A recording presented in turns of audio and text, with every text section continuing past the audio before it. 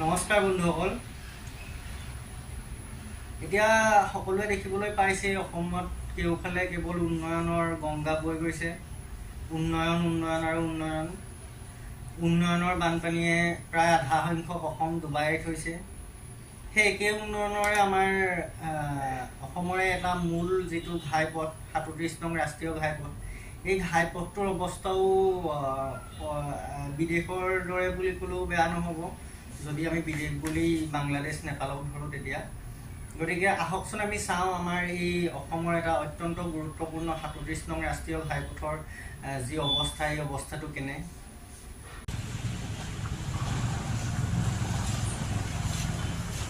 এয়া আমাৰ কাকজান দগাঁও আলিমূৰ হয়। এইটো দেখিছে আমাৰ ৰাস্তাৰ পৰা হাইৱে, এইটো মুখৰ আগত সন্মুখত যিটো দেখি আছে অভাৰব্ৰিজৰ কনষ্ট্ৰাকশ্যন চলি আছে, এইটো ৩৭ নং ৰাষ্ট্ৰীয় ঘাইপথ হয়।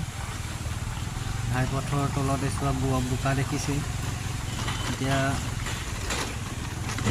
দেখিছে ৰাস্তাৰ মাজত কেনেকৈ গাঁত।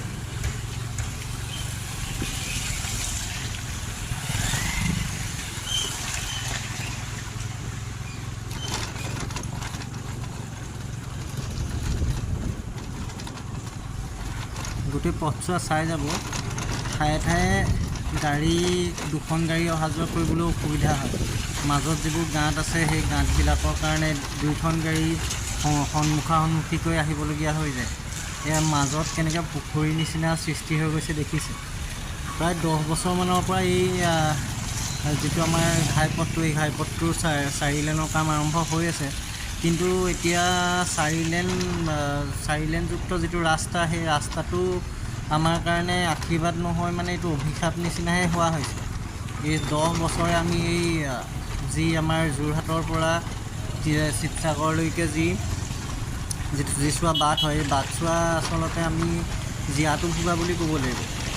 মানে আপুনি দেখিছে ৰাস্তাত, মানে ইয়াত বিশেষকৈ বাইক আৰোহীৰ কাৰণে এইটো মানে এখন ফাণ্ড যে পাতে, এই হৰিণা ধৰিবলৈ যে ফাণ্ড পাতে, সেই তেনেকৈ ফাণ্ড যেন চৰকাৰে পাতি থৈছে, তেনেকুৱাহে মাজে মাজে অনুভৱ হয়। মানে ইয়াত বাইক লৈ মানুহ আহি পেলাই ইয়াত পৰি পেলাই হস্পিটেলত যাব, সেই তেনেধৰণৰ এটা কাণ্ডহে আমি আচলতে দেখিবলৈ পাইছোঁ। ৰাস্তা মানে গাঁতৰ ওপৰত ৰাস্তা নাই, ৰাস্তাতেই গাঁত আছে, একো ধৰিবই নোৱাৰি। ৰাস্তা ঠায়ে ঠায়ে নায়েই।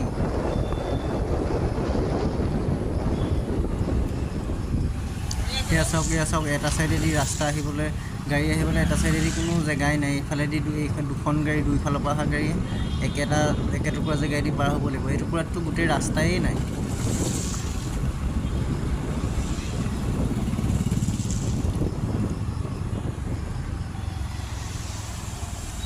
এয়া দেখিছে ৰাস্তাৰ হালত এইটো।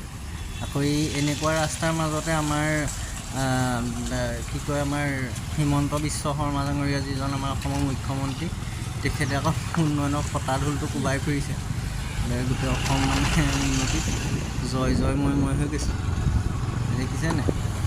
ইয়াৰ পৰা মই এতিয়া যিখিনি জেগাত উপস্থিত আছোঁ, ইয়াৰ পৰা 5 কিলোমিটাৰমান আগলৈ যিটো ৰাস্তা আছে, সেই ৰাস্তাটোৱেদি লাচিত মৈদামলৈ যায়।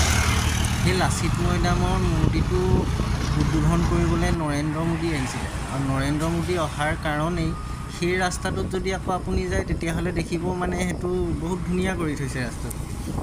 মানে আমাৰ কথা হ'ল কি, যদি নৰেন্দ্ৰ মোদী আহিলে ৰাস্তাটো বনে, তেতিয়াহ'লে আহক আমাৰ ফালেও। তাৰ উত্তৰটো আমি নিৰ্বাচনত যোৰহাটৰ ৰাইজে এনেও দিলেই, আকৌ আমি দৰকাৰ হ'লে আকৌ দিম যে নৰেন্দ্ৰ মোদী বা হিমন্ত বিশ্ব শৰ্মা ইমান ডাঙৰ মানুহ, তেওঁলোকহে বিশেষ গুৰুত্বপূৰ্ণ মানুহ, আৰু সাধাৰণ জনতাৰ কোনো এইখন চৰকাৰৰ দিনত গুৰুত্ব নাই। ডাঙৰ নেতা মন্ত্ৰী মুদাগৰ নাহিলে যদি তেওঁলোকে বাট-পথবোৰ ঠিক নকৰে, তেনেহ'লে আৰু নিৰ্বাচনত তেওঁলোকেও ইয়াৰ ফলাফল পাবই। যোৱা নিৰ্বাচনত যোৰহাটত পাইছেই তাৰ ফলাফল। আগলৈও যদি হিমন্ত বিশ্ব শৰ্মা ডাঙৰীয়াই উজনি অসমত এনেই ফলাফল বিচাৰে, তেনেহ'লে তেখেতে ৰাস্তাটো যেনেকৈ আছে তেনেকৈয়ে থাকিবলৈ দিয়াত কোনো কথা নাই। থাকিবলৈ দিয়ক, তাৰ উত্তৰ জনতাই তেওঁলোকক দিব। ভিডিঅ'টো ইমানতে সামৰণি মাৰিছোঁ। আপোনালোকে চিন্তা কৰিবচোন, এতিয়া এনে ৰাস্তা লৈ পেলাই কি বুলি মানে এখন চৰকাৰক সমৰ্থন কৰিব পাৰে।